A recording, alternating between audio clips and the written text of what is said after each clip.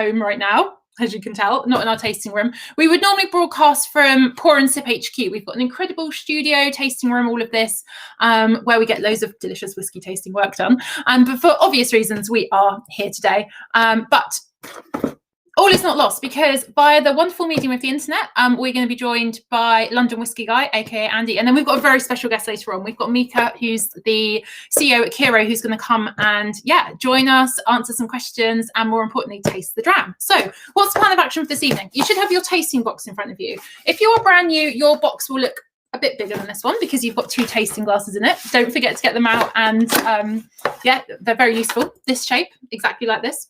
We use these because they're tapered, so you can get wonderful aromas going up your nose. Just makes it a little bit easier. And if you've got your welcome pack, we'll have your How to Taste Whiskey guide. Please refer to that as we go. And if you are one of our sort of long-term subscribers, welcome back. Yes, great to have you here. You'll have a box like this. You've got your tasting notes right here. Wouldn't they drop them? And inside you've got notes on one side and space on the other side to put your own thoughts down. Please do that. This is super interactive. These are your drams. Enjoy them how you like. Put your own tasting notes down. What we say here, there are no wrong answers, right? This is us having a good time, sharing some whiskey, saying what we think about it. Join the conversation. You won't be wrong. We want to hear what you think as well. And then we've got the all-important drams. So tonight we're going to be tasting the Hansen Batch 2 from JJ Corrie, and also going to be tasting the malt rye, yes, rye malt from Kyrö Distillery. So Andy, aka London Whiskey Guy, is going to come and join us to take us through the JJ Corrie expression, and then later on Miika is going to come and join us to give us an update in all things Finnish whiskey. So here he is. Hey Andy, how are you doing? How's your week? Hello Chrissy, it's been a very long time. Maybe about 2 minutes since I've last saw you. It's been a hot minute. I mean, it felt like it's been a long time. How's your Thursday treating you? What's happening? What's going on? It's been lovely so far. I have done very little. So here I am now, ready to drink whiskey, which is what I really want to do right now. So I'm excellent. Buzzing. We're ready to go, And again, super sad that we're not in the actual studio together, but via the excellence of the internet, we can crack on and get involved. And just a reminder, if you're watching, please get involved, share your tasting notes, share your thoughts, let us know you're out there. We miss human company like everyone.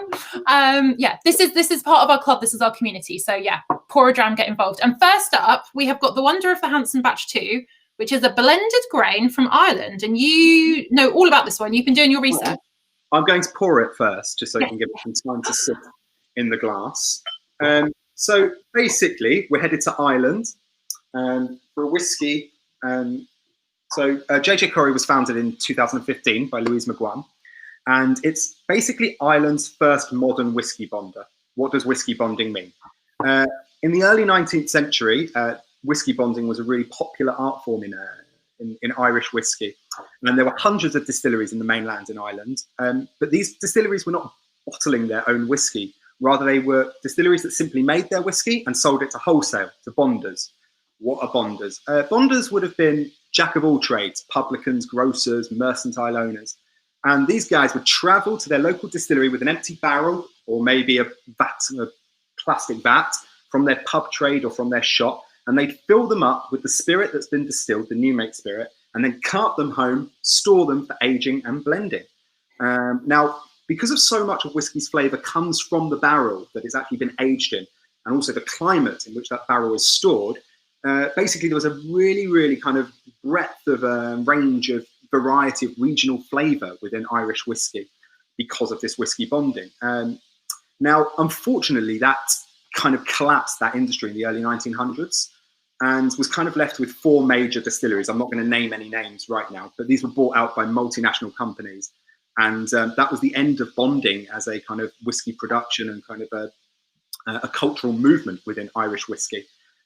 So JJ Corrie are trying to resurrect and kind of be inspired by that art of bonding, the lost art of Irish whiskey bonding, for the modern day drinker, which is us. So 3 miles away from the farm in which JJ Corrie is situated, the Chapel Gate Farm in Kyrö, Ireland, was a shop which was owned by a whiskey bonder called JJ Corrie. Now, JJ Corrie was an innovator, man before his time, and he owned a little shop, 63 Henry Street in Kilrush, which was close to the local community of Kyrö. And it was the only place in which you could buy JJ Corrie's Pride whiskey, Corrie's Special Malt. And it was available for about 3 pennies or a jar or a glass. That's an absolute bargain. What does that translate as in today's money? I don't know, but I'm just trying to hope that 3 pennies for nowadays to us, that sounds like it's an absolute bargain. And if only it was like that nowadays. But anyway, and this is a brand new malt. Now, a lot of the malts made by JJ Corrie are named after family members, or for example, the Gale, which was the first malt that JJ Corrie produced, was named after the bike that he had invented. Now, the really important part of this and whiskey bonding in general is that at JJ Corrie, they're not distilling their spirit. What they're doing is collecting a library of stock, different kind of new make spirits from different distilleries, and they're using casks that they've kind of inherited or they've sourced from various other places to create the flavor profiles that they want to create out of that new make spirit. So in this one, the Hanson, which has been named, I think it's after Christie's favorite 90s boy band. Bop all the way. Yeah, so no, it's actually named after JJ Corrie's son-in-law, who was a revenue man in the early 1900s, the Gouger Hanson, they called him. This is made from a blend of grains from 2 different distilleries. Now, with Scottish whiskey, in order to make Scottish whiskey by law, it has to be 100% malted barley. With grain whiskey, it's usually distilled from a mixture of grains, which are usually corn or wheat. There will be some barley in there, maybe 5 to 10% barley, but it's made distilling corn and wheat. This particular one is bottled at 46%. It's no chill filtered. It's no added colouring. And actually, if you look at this, again, I can't get my slides right. It is such a beautiful light colour that you can absolutely see that there's been no added caramel, no E numbers added to this whiskey, which is a really amazing thing. Absolutely so light, and really respect to JJ Corrie and the guys there for being able to kind of to bottle something so authentic. And yeah, I think it's really exciting to try this. So they're trying to bring back that whiskey bonding art form that we spoke about. Now, Louise McGuan, who owns the distillery, the company,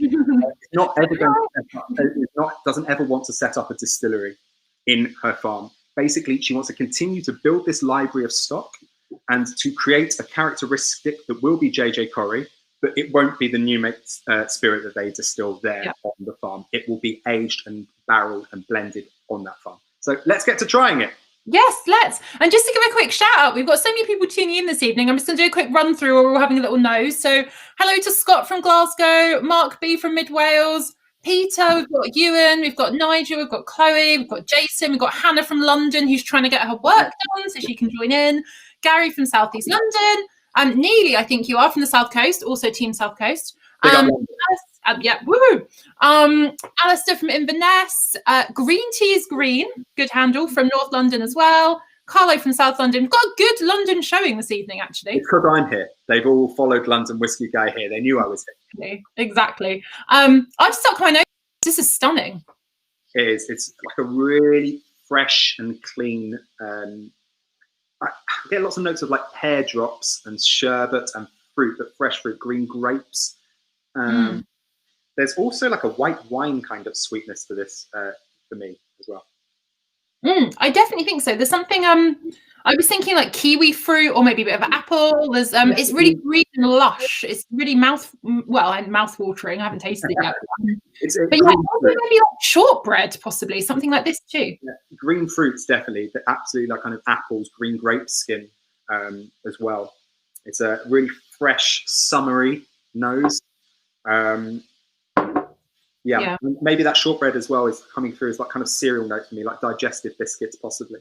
Yeah, definitely. I mean, it's giving me amazing flashbacks of actual summer. It's like deepest, darkest December now, but once upon a time. It's so dark here. It gets dark now. It's about 4 o'clock. We're going to Finland soon, where it will be darker even earlier. We were speaking to Miika earlier, and it was dark at about 1 o'clock. So 3 hours more of sunlight than them. I know, we can't really complain, right? We're doing all right. Amazing. Should we have a little taste? I mean, this is gorgeous. Cheers, everybody. Cheers.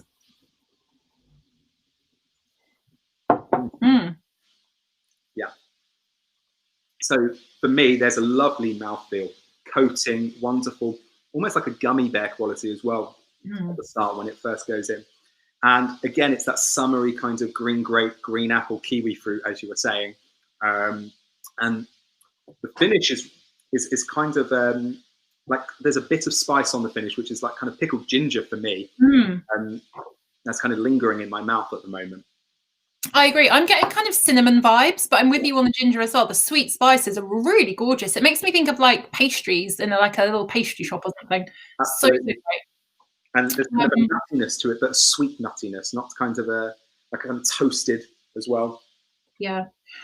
We've got a couple of questions come through just while we're having a sip, and I mean, I'm really loving this. By the way, it says 46 in ABV, so there's every cause to add a few drops of water if you like to it. Does JJ Curry only ever use Irish grains? This is from Nigel. They assume so, but they're not sure. Now, obviously, I don't know if JJ Curry do any grain selection as they're bonding rather than distilling, but I would presume this is Irish grain. Yes. Well, I mean, it comes from two. They can't disclose the actual legally the distilleries they're using, but from what I've read, that they use local distilleries because they're trying to really make this kind of more of a local kind of. Well, it's the farm that they're based on as well. So I would assume that they're Irish distilleries that they're taking the grains from. Yeah, amazing. Jeff has commented, a little drop of water really brings it out. So yeah, I'm going to do this right now. I can imagine that because there is a little sharpness to it that I reckon that water might open it up, make it a slightly more floral. Yeah, I've done the tiniest splash. Sue, who's tuned in, said that it reminds her of an Islay whiskey. Do you know what? I'm with you on the unpeated Islay vibes. It's making me think maybe something like, which is interesting because this is obviously not malted barley. This is other grains, but like a young, fresh, unpeated Bunnahabhain, maybe something like that. In colour as well, it reminds me of like a kind of, like I said, like an unpeated Bunnahabhain, maybe a Bruichladdich. In colour, it's even like an Ardbeg without the peat, obviously. But in terms of that light colour that you've got here with this. With the whiskey, it's really surprising. So yeah, we've got some more comments. Very light, lovely, warm, fruity aftertaste. It's getting a bit jammy for me now, kind of on the finish with a bit of water, like maybe strawberry jam, raspberry jam, like just more summer vibes. Yeah, pear, peach, even for me. Really, really wonderful. For Scott, welcome to the party. First Irish whiskey I've ever tasted. Can you send more? Yeah, we will definitely try and get some more Irish whiskies into these wonderful boxes for you. That's a great thing. We're going from Ireland to Finland today, and we're not even going anywhere near Scotland for a whiskey tasting. So that's we're taking you everywhere. Yeah, amazing. Here's a question for you as well, Andy. You might know this having done your research. This is a question from Dimitar, I think. Do we know the age of the two casks here? Batch one has supposedly 4-year-old and 10-year-old in it. Yeah, so they're between 4 and 10 years old. I think they said it was maybe 20% 4-year-old and 80% 10-year-old whiskey. Yeah. All in bourbon barrels, ex-bourbon barrels, which is giving it more of that kind of vanilla-y kind of notes that you're smelling, and maybe a bit of kind of charred oak. But yeah, it's between 4 and 10 years old. They don't specifically state how old each whiskey has been used to do, but it's 20% 4-year-old and 80% 10-year-old. So yeah. And I think it's right, isn't it? That there are only 3 casks that go into this batch. So this is one of the fun things for JJ Curry, right? So they do everything in these small batches, and yeah, you can really get like a flavour and a character, and it's really intense. But I think that partly comes from you've only got a handful of casks going into every single batch batting, whatever you want to call it. Yeah, they say it's meticulously using 3 casks, and that's exactly what it is. So it's that's the wording they use on their website. I'm absolutely getting that shortbread note that you were talking about earlier, Christy. That is like it's right there. It's lovely, really nice, kind of almost malty, but like a cereal kind of note, but also with buttered shortbread as well. Lovely. Yeah, it's so good. Obviously, if you love this and you're a member, check out the Pour and Sip shop because we've got discounts on all of our bottles that go into the boxes. We squirrels on the side just for you guys. So we like to shop at the Pour and Sip shop. The Pour and Sip shop. I know, tongue twister. So good. And yeah, so we went, this is my Master of Malthaven briefly. We went out to visit Louise at the farm just earlier this year. It might have actually been my last trip before the world changed. And when they talk about meticulous cask selection, that is really accurate. So you've got this incredible warehouse and you can go around and nose and try from all these different casks as you're piecing together exactly what you want. And there's a lot of thought that goes into these whiskies, like how they're sort of crafted and like composed almost. It's almost more like in Japan, where they're choosing from different kind of casks that they have at their distilleries. So it's almost scientific, but so much goes into it. Like you said, it's into blending these different casks. So that's why it tastes. It's just such a special taste. Yeah, we've got some more comments coming through. Keep your comments and take notes come in. It's amazing to see them. So Gary's called it perfectly splendid. I think I agree. Really wonderful. Louis has said the colour's similar to some Japanese whiskies. Yeah, I guess you can get coloured, like the colours that they'll come in from all over the world. Depends on, you know, how much time they spent in the cask, what that cask has been up to before. So yeah, I think it's extremely likely you've come across some Japanese whiskies that are similar to this one. Interesting comment from Catherine. Wasn't expecting such a kick on the palate in comparison to the nose. That's a really interesting observation, I think. Totally. I think, yeah, the nose is so gentle that you kind of forget it is 46% ABV. And then when it hits, especially on the finish, I was talking about that kind of spiciness that was on the finish that I think that a drop of water is going to open up and has done. But yeah, it's definitely a kind of a surprising palate, let's say, from such a gentle nose. Mm. And Peter's noted the vanilla on the finish, which is 100% there. Yeah, from the oh, sorry, Andy, what were you saying? I asked you what you were saying as soon as you take a mouthful. Yeah, so what was that? No, the vanilla absolutely is coming from those bourbon barrels. You can really taste that. That vanilla is really, it's really lovely in that mix with the fruitiness. Yeah, and we've got a question. I'm probably pronouncing your username wrong, so sorry about this. But Synodontis says the best Irish whiskey they've ever tasted. So wonderful. Excellent stuff indeed. That's what we want to hear. We've just nailed it. We've chosen from the box the one, and it's gone. That's the best one you've ever tasted. Nailed it. Best Irish whiskey. Amazing. Yeah, Irish whiskey is just such a fascinating category. Just a couple more thoughts on this before we move on. But how it's evolved really, like you were saying earlier, from the 3 to 4 like historic distilleries that had the entire market to where it is today with so many new distilleries springing up. It's fascinating. It's booming at the moment, Irish whiskey, but there are more people who are trying to go back to those roots of Irish whiskey. And, you know, JJ Corrie are one of those businesses, like Yellow Spot is another one, which is like a really, really great kind of whiskey that I tried recently. Probably one of my favourite Irish whiskies I've tried. Mm-hmm. And the Red Spot, obviously. Teeling being another example of another kind of independent Irish whiskey that are trying to do cool, new, innovative things, and they're not Jameson's in general. So it's really kind of, you know, doing interesting things, and that's why we're experiencing a bit of an Irish whiskey boom at the moment. So it's really exciting to see all these kind of distilleries and new kind of different concepts kind of being used within the Irish whiskey at the moment. So yeah, you're so right. And I think where like single malt Scotch in particular, so it has got really strict rules. So single malt Scotch, 100% malted barley, pot still distillation, 3 years in very specific cask types. So they relaxed a little bit more recently, but yeah, where Irish whiskey isn't beholden to quite such tight rules, you're seeing so much experimentation, particularly with casks and maturation, which is really exciting. Absolutely. And in talking about, I don't know if this is a really good segue, but I think Teeling and Kyrö, who we're going to speak to Miika soon, may have done a little deal together as well with casks using. So they're both new distilleries, kind of interestingly trying to maybe take each other. I think Teeling took a gin cask from Kyrö. So there's a good segue into that. I used to be a radio DJ. That's why I'm kind of doing these segues now. Amazing. You've queued up Miika nicely. So yeah, just to sum up with a couple more questions, then we'll switch. We'll go over to Finland. No, that ruined my segue. Sorry, I want to get everyone's comments in. Just to say that Sue's enjoying it with a splash of water with the sweeter tones. And we've also had some comments about the texture, which we haven't actually talked about yet, about it being really smooth on the tongue. I think this is for me, a character of like grain whiskies, obviously a blended grain over like malt. It can be so much rounder, can be. Absolutely. I mean, like I said earlier that for me, it was like the mouthfeel on the arrival almost had a gummy quality to it, like a gummy bear sweet, those clear white ones that you got, but it's a really coating, lovely, smooth, soft, and wonderful, oily kind of mouthfeel. So yeah, I'm getting that absolutely. Yes, fabulous stuff. Well, thank you so much for chatting us through. This was really wonderful to try. This was the Hansen batch 2 specifically from JJ Corrie. Yeah, blended grain, absolutely gorgeous. And now we're going to talk about a whole different kind of grain. Wave goodbye to you, Andy, but don't go anywhere. Come back and join us for a chat in a bit.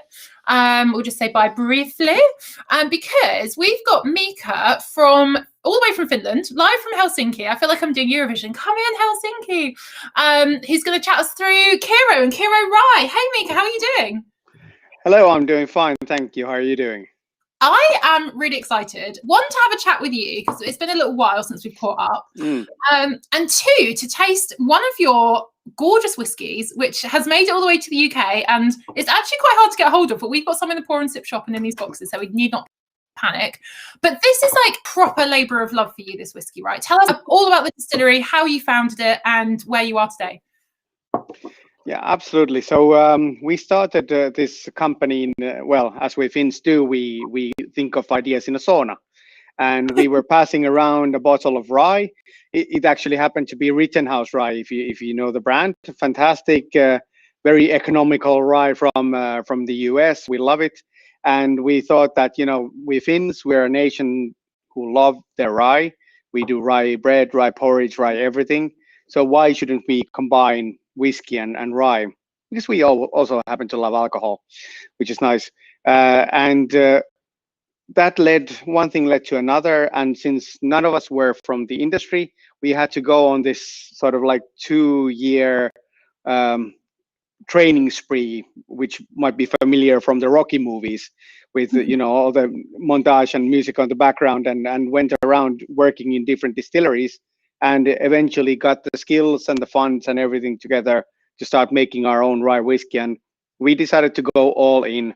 So we will only do rye, Finnish rye, 100% rye, and we don't adulterate it in any way. We don't filter it. We just put it all in and extract everything out of rye.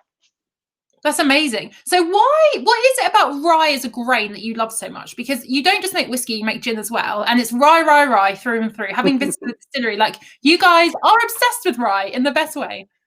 Yeah, absolutely. I mean, we figured that, you know, there's people in this world, like in Scotland, you distill fantastic single malt barley based whiskies. And in US, it's not all, but mostly about corn. Even in most US rye whiskies, you'd have a component of corn in there. And we figured that, okay, if we're going to bring something completely new to this world, not just a brand story, but an actual new liquid and a new way of thinking about whiskey, we have to use what we have and make the most out of it. So we figured that, hey, let's be the world's best distillers of rye and really drill down into it. I love this. I love this so much. And having visited the distillery, like, you guys put so much care and effort into everything that you do, and it feels so inherently Finnish, which is fantastic, because you're not trying to be a whiskey from, like, you know, as produced anywhere else, like you just said. This is a Finnish product. It's a celebration of Finnish spirits, and it's amazing that the whiskey's come of age and we can now have it. Yeah, I mean, it's, you know, this is the first time we're doing it. This is one of the first times in the world that somebody's doing a single malt rye, so 100% malted rye, and in the Finnish climate as well. There's so many firsts that it's a small wonder that we've gotten so far, but we're really happy where we are right now. Amazing. I love it. I love it. So talk us through this dram. So you've called it malt rye. So you're malting your rye for this, right? And this is, not to get too geeky and too sciencey, but I understand that rye is a particularly tricky grain to work with. So you've done quite a lot of effort to get it to help convert the starch to sugar and you know, kick off the alcohol making process. Absolutely, and rye sticks, it froths. You have to control it in a multitude of ways. We've burned out numerous mixer engines in our fermentation tanks and mash tuns, trying to just mix the thick rye that we have. And although it's really difficult to work with, it also means that you have to really not only get the skills together to work with it, but your whole equipment needs to be about distilling rye in the way that we do. So I think what you get in the end is a way to extract the essence of rye into the liquid, and that's what we've done. So after the big bottle looks like this, The light is a bit bad, but you know, be able to see it. And it's got this fantastic natural color to it, no coloring agent used. And after about 4 and a bit years, this is our first product that's sort of going to be a mainstay product from a taste and nose perspective. This is so exciting. So essentially, this is your first core release. We've had a few batches before to tease us and get us in the mood for some Finnish rye, but this is the first one that's more of a continuously available thing. Well, yeah, and when we say continuous, I mean the demand has sort of a bit blown us away. So there's unfortunately very little of this available outside Finland right now. Next year we're trying to up the volumes, but yeah, we're slowly getting there. But we're, it's all about the whiskey quality in the end. So definitely, I guess a good problem to have, right? Your whiskey's so delicious that we're drinking you out of all your stock. So, but that makes it even more special to have some in our glasses right now because it's so hard to get hold of.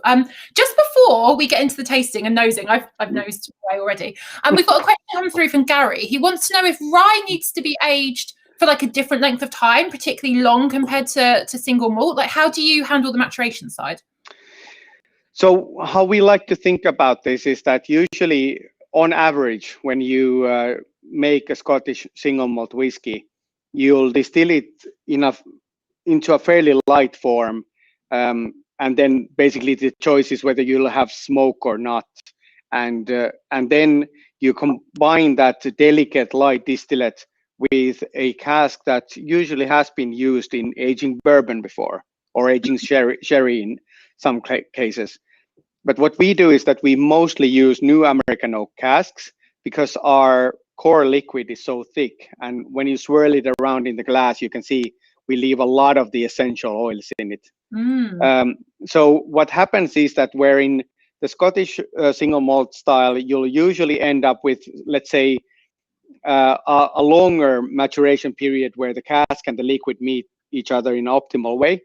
With a rye that's heavy like this, and our new casks, the angle is a bit steeper, so you'll meet there sooner. And usually in the US, you'd release your rye whiskies at between usually 2 and 4 years.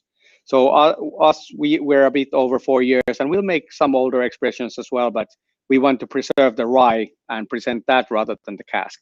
Yeah, my eyes lit up then when you said about being older, but you're so right. This is a celebration of rye as a grain. Talk us through the nose and the palate so we can really get into what rye is and how it's a bit different. So when you nose it, it's big on the nose. It's got a bit of that rye spice. So if you've drank US style rice, especially Pennsylvania style rice, you'll pick up those slightly spicy notes, even peppery notes. But it's got this big mellow quality to it, where it's a bit raisiny. It's got a bit of Christmas cake, and also those hints of vanillas and cinnamons coming from the American oak casks.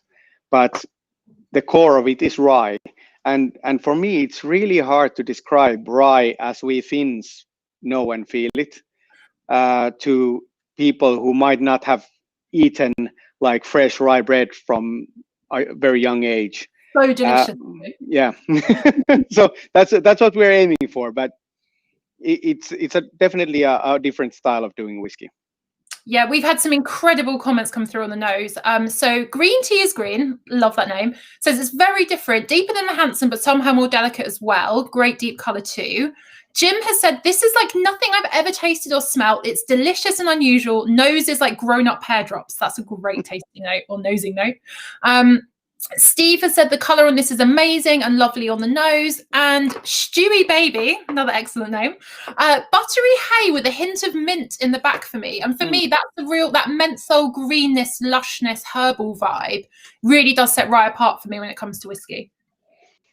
That is true, and it's a great pickup, the mint in there, because when we go to the palate, you'll get a bit of licorice root, and mint and licorice root are relatives together in the taste sense, and it comes from a sort of a certain section of the distillates and the oils that go in.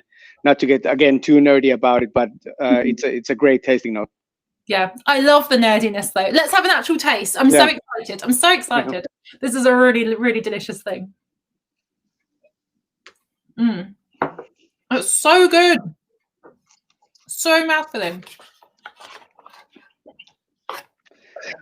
So it's very chewy, so great.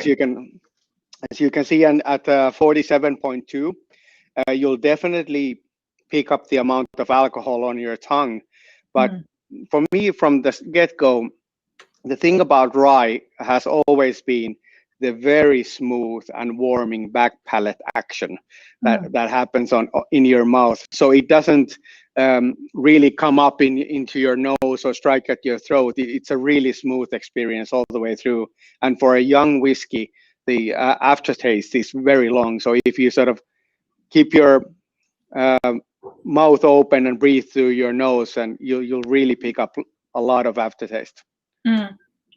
It's absolutely gorgeous. For me, on the palate as well, right on the back palate, there's almost like a really gorgeous, freshly ground coffee vibe. There's something a little bit deeper to it too. And we've had some gorgeous tasting notes come through as well. Steve has said, that's it, Christmas cake, couldn't put my finger on it. Neil has said it's like a mince pie, which I love. I mean, it's December after all, it's the season. Carlo says the nose is incredible. The smell of candied fruit is beautiful. Definitely Christmas. And Mark as well. Christmas cake. That's what I've been trying to come up with. So yeah, excellent notes coming through there. It's really unctuous and mouthfilling. And again, I feel like we don't talk about texture enough sometimes when it comes to whiskey. Is it the rye that gives it that real viscosity, or is it something else that you've done? Is it the maturation? Is it the length of time you're fermenting or distilling for? Well, I said I'm not going to get nerdy, but I'm going to get a bit nerdy. I mean, we love nerds. We don't, like, when we mash the rye and we make it into this porridge that is ready to take the yeast. We don't filter anything. So all the solid bits of the rye go through all the way of the process, from the mashing to the fermentation to the still. And when we distill absolutely all of it, even the proteins and everything that's in a rye grain, you end up with a lot of oils, a lot. And even when in distillation you separate out the heaviest oils from there, you're still left with a lot. Even though, you know, the hard cut is very delicately managed so that we get the best taste out of there, we're left with a lot of the essence of rye in here. Yeah, for sure. That's so interesting as well, and I love that. And yeah, thank you also for doing a bit of a whiskey 101 breakdown for us, because I sometimes feel like we get really stuck in, like, because whiskey making is complicated, but there are actually so many variables that go into whiskey making at every single stage.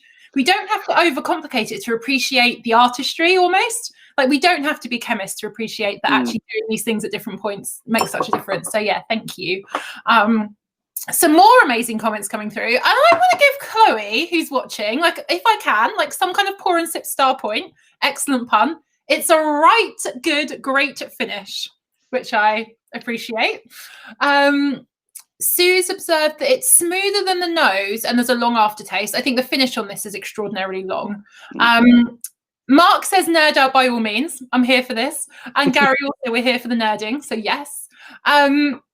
And Stewie's back again with an interesting tasting though. I get a blackjack sweet vibe on the palate. Do you know blackjack sweets? They're kind of licoricey, like you were just saying, but they're kind of like little squares that you can chew on. Okay, well, we in Finland, we do our own salty licorice, and you know, it's I've had both my British and French friends taste it, and nobody seems to like it. So I think we have a, let's say, unique, not a bad palate in that sense. I'm here for Finnish food and drink. I mean, I'm ambivalent on licorice, but I've tasted some delicious things in Finland. So yeah, this, well, not that I'm in Finland, but I'm going to count this. This definitely counts as a delicious Finnish thing. So for us, this is basically the equivalent of, on a Sunday morning, baking a fresh batch of rye bread. We usually, like, Finnish households might have their traditional yeast starter that they use. You know, we were there before this sourdough and boom and everything. So, trendsetting. So, exactly. So getting that rye bread out and using some salted butter with it. This is, you know, perfect companion. Yeah, sounds perfect. And yeah, that's kind of doing the lockdown quarantine isolation thing right. If you're drinking incredible whiskey while making delicious bread, please. So great. We've got some more comments. Lots of people are echoing the blackjack vibes. Catherine says, this is an interesting one, actually. A bit different. Reminds me of teak oil on the decks. I know what you mean, that the sort of wood oil you'd put into like old furniture and stuff like this. That's a really interesting note. And I can see where you're coming from, for sure. Yeah, me too. I mean, it's got that like oily, well, certain types of lacquer almost come up there, because it's got that sweet edge to the robustness of the rye as well. It's, for me, it's really hard to pinpoint everything that's going on here. So that's why I'm really interested in hearing your comments as well. And these have been absolutely great. So seeing Finnish rye from another perspective is really interesting for us, since we're trying to create a whole new category, really. Yeah, I love it. I'm so excited. I think world whiskey as a category, and Finnish whiskey obviously has a huge place within this. We're just seeing such incredible products come through, because people have started up distilleries like yourselves with no existing rules or things that parameters you've got to play within. It's done purely from passion, often to do with flavor, which this very much is. And now as whiskey drinkers, we get to like relish in like the fruits of your labor. And yeah, thank you so much for making this be a reality. Thanks. And we're making quite a lot of this right now, so we've expanded a couple of times since we started, since nothing seemed to be enough in the beginning, and still going strong. So let's say over the next 2 years, hopefully you'll see us a bit more over in the UK as well, since currently we're basically just about feeding Finland and a bit of Germany, and spreading from there. Well, I'm very glad to hear this. And just while I'm going to get Andy back in a minute to have a chat, because there's something very important I used to talk to you about once we got Andy back. But just give us a bit of paint a picture of the distillery for us, because I've been very lucky to go out and visit. It's this absolutely beautiful building next to the river. It used to be a dairy, right? Yeah, it used to be this old stone dairy built in 1908. It's, we're a young nation, so it's actually 9 years older than Finland itself. We were back then ruled by Russia, and it was built in the Russian times. And then, they started making cream and milk initially, but then turned to cheeses very quickly, and it became the site where Finland's most prominent cream cheese was developed in the 70s. So it's had these like couple of stages in its life, but eventually it turned out to be a bit too quaint, let's put it like that, for like mass industrial production from a dairy perspective. So they shut down all the rest of the operations in 2008. And when we came there, they were basically storing old cars, and it was half run down. And we started fixing it up in 2013 and got distilling in 2014. So it's been an interesting ride, and it's a beautiful place. And I invite all of you viewers to come and visit us. We've got a fantastic visitor center there. Because of Finnish law, unfortunately, we can't sell bottles, but we can do tastings and tours and all of that. So, Christy, you can vouch for this. Yes. Oh my gosh. Yeah. One of my favorite tastings I've ever had was in your visitor center, just to get super stuck in. I think we did different cask samples at different times of maturation, which was so interesting. And also the river, go for a dip in the river, go in, was it June, July? Really hot. Probably, yeah. Dip in the river, then straight in the sauna, because it's a distillery with a sauna attached. As you do in Finland. Well, there's no tradition, but still, now you do it. Exactly. So I can't see Andy back there just yet, but Andy, if you can hear us, come back and join us. He's here. I'm going to bring him back in, and then I'll just read out some comments we've had come through. Hey, Andy, how are you enjoying the Kyrö and the rye? I'm loving it. That just felt like I used to do musicals. I'm a musician, and that felt like when I was off stage in the wings for a bit, and I was waiting to come back onto the stage. Exactly what it felt like. So, but anyway, carry on. I'm loving this, by the way. It's like dipping your nose into rye bread. But it was interesting what you're saying. It's like the rye bread element of this is what's so kind of special about this dram for me, that it's not like an American rye whiskey, apart from there's a little bit of spiciness, like you were saying there, but it's a really bready note to this, which I absolutely love. So I'm going to Finland to try some rye bread as well. Welcome On this. Is it open sack? Is it in Denmark with the open sandwiches on rye bread? Is there a similar kind of thing in Finland? Yeah, they do that, but in Denmark they call that lunch. We don't do that here. We just have rye bread on the side of lunch. Oh, okay, fine. That's why they're all skinnier in Denmark now. Yeah. Amazing. So, Miika, we've got a question from Stewie again. You said earlier about this, but just to sort of clarify and answer the question, this is aged in virgin oak, right? Yes, well, most of it is aged in virgin oak. This is a vatting of about 12 casks, if I'm not completely mistaken. Most of them are virgin American new oak. We actually pre-treat them a bit to take away a couple of one layer of the harsh tannins from top. But then there's a very small component of ex-bourbon and just a hint of Pedro Jimenez cask liquid here.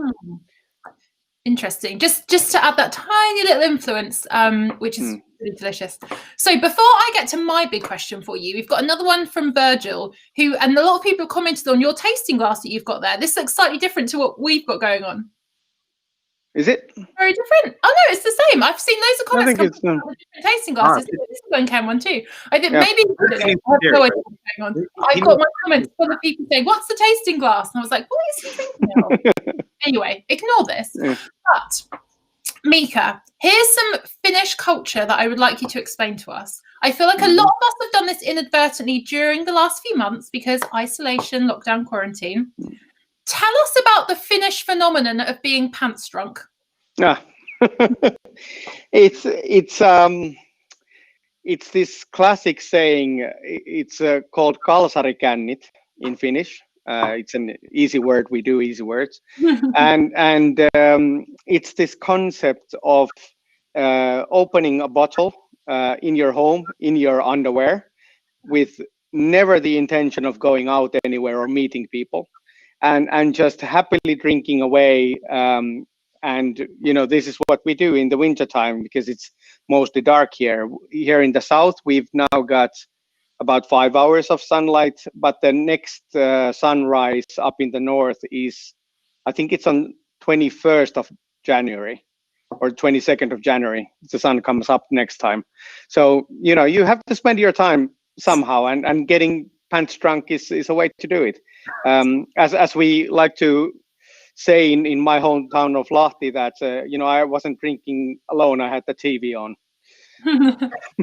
Amazing.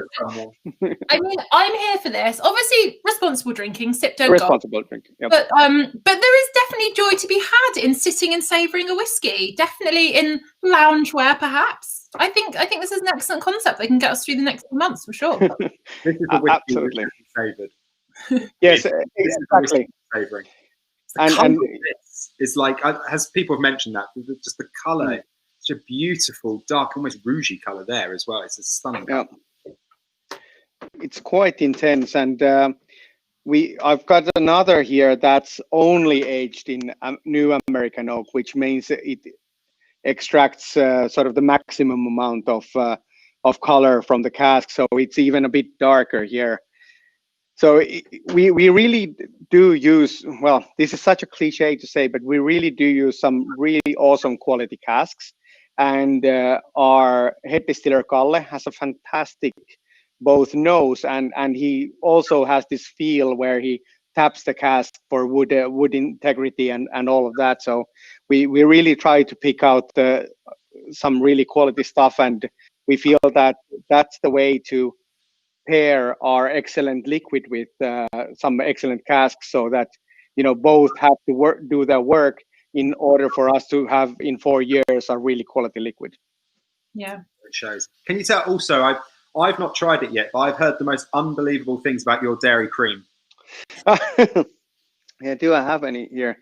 No, I don't. So we do a dairy cream. We do a cream liqueur which has a small amount of our whiskey in it, and then we distill some additional rye that's not yet aged into whiskey to top it off.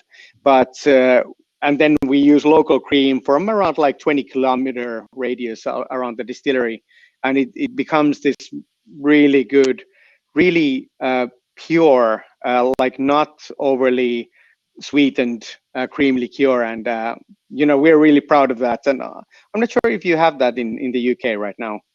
I think I think we do. I think it's come to our shores, which is very exciting. I think people are getting very excited about it for Christmas. We love a cream liqueur at Christmas over here in the UK. Yeah. We do. Andy, tell me a bit about your history with rye. Is rye a big thing for you? Have you tasted anything like this before? I've not tasted anything like this before, to be honest with you, and that's why I was saying to Miika earlier why I like it so much, because I think it's really unique, and it smells like I remember rye when I was younger, and I used to have rye bread a lot when I was in our family, and it really gives me this kind of nostalgic smell for me of what I used to smell rye bread being. I love rye because I love American whiskey. You were talking about Rittenhouse rye, is one of my favorites. I love Michter's, is an amazing rye. Whistle Pig, which we tried in the last, was it November? We had Whistle Pig. Yeah, last month. I mean, that feels like forever ago, right? But no. Literally forever ago. But there's another beautiful rye whiskey. But I just get such a unique vibe with this. And what I love about it is you've got a real sense of time and place with this, being a Finnish rye. The reason with rye bread being the national food of Finland, and you smell that and you taste that, and I think it's why I think it's a really special dram actually, and I'm really pleased to have tried it with you, Miika, because it's really, really great stuff. Amazing. This has been such a joy this evening, both. Thank you so much, and Miika, thank you for joining us all the way from Helsinki. Thank you. Rye has been marvelous. In the last closing minutes, if you're watching, just pop down if you can. And I could not do this. We set this task at the end of every tasting, but I couldn't. If you have a preference between the two, they're so different. They're both delicious. I literally can't choose. Drop it in the comments now. Just to wrap up while I'm sipping on my gorgeous, gorgeous rye. Yeah, let us know what you think about the drams in general in your box. If you can hold off the remaining 3 drams until Thursday the 17th, just to double check I've got my dates right. I believe the 17th is a Thursday. Yes, it is. Then we're going to have a pour and sip Christmas party, which I'm very excited about. We've got 3 drams to get through. We're going to make it festive. We're going to make it fun. Stay tuned to our social media at Pour and Sip Club for all the details. But yeah, we're going to, Christmas is off in a lot of time.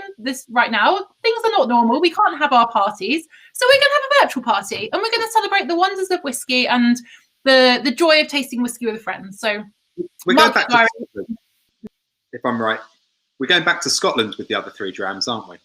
We are indeed. So if you've got your boxes in front of you, which I have, we've got 3 single malts coming up. We've got Darkness, so something from Speyside, so very Christmassy. We've got Talisker, so an island dram, and then we've got Kyrö, which is another island dram. So yeah, we've done kind of our dip into world whiskey right now, and then we've got back to Scotland for our Christmas party, which is amazing. So we've got loads of comments coming through. Very much in favour of the Kyrö, which I think is a very different. Yeah, they would have all Sorry, said. I can go away, so you can. MP's not here. Yeah, so we've got both very good, but I'd go for the Kyrö. Kyrö, it's fantastic. Kyrö. Then we've got Kyrö, but they're both pretty close. Love to the grain nose again. I honestly think these 2 drams just show the absolute joy and the spectrum of flavour available within whiskey. We are so spoiled, I think, to be drinking whiskey at a time where we've just got such deliciousness. They're basically not comparable in terms of it's so difficult to say. It's such a great thing to do, but it's also very difficult, especially when you're talking about a rye whiskey and then a grain whiskey like the Irish whiskey, Finnish whiskies. The thing is more is a celebration of what whiskey actually has to offer, and that's the amazing thing about this, is that trying such uniquely kind of Irish or Finnish whiskey is such an amazing time, really, that we get to try. There's such special whiskies from all over the world. It's a really kind of cool thing. Yeah.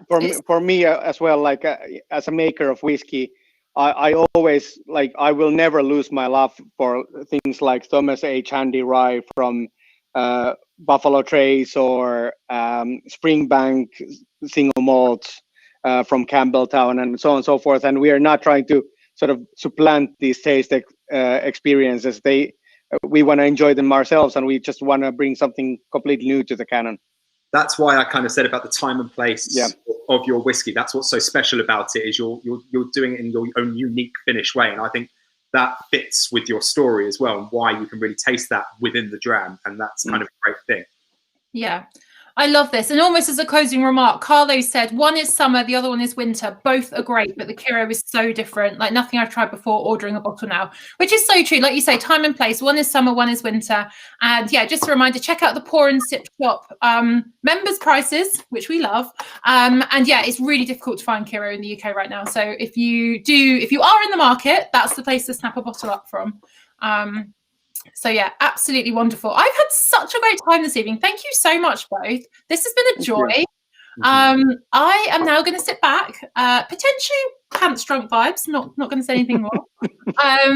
And yeah, it's been so wonderful. Thank you. Can you repeat that word to me? I didn't quite catch it. I mean, I'm going to hand over to Miika. Tell us the word. So the proper word is kalsarikännit. I'm not repeating that.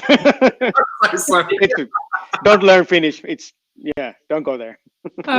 It's amazing. But yeah, thank you again. Thank you to everyone who's tuned in. Thank you for sharing your tasting notes and asking your questions. It's been such a joy. Tune in again on the 17th. Enjoy your drams and take care. Have the best rest of your evening. See you later, everybody.